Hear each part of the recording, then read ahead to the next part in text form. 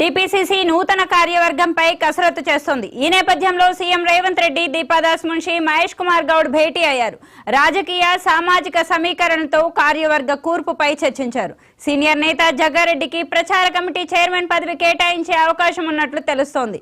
ఇందులో 4 వర్కింగ్ ప్రెసిడెంట్లను నియమించే అవకాశం కూడా ఉంది. ఈ క్రమంలోనే త్వరలో తెలంగాణ ఇన్ఛార్జిగా మున్షి మార్పు జరగనుంది.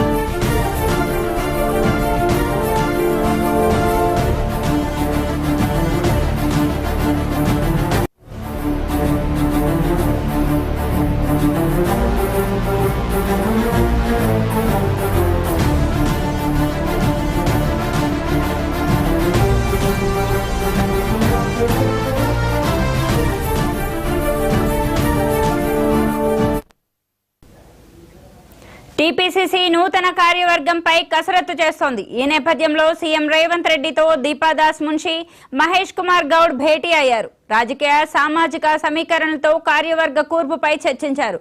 సీనియర్ నేత జగ్గారెడ్డికి ప్రచార కమిటీ చైర్మన్ పదవి కేటాయించే అవకాశం ఉన్నట్లు తెలుస్తోంది.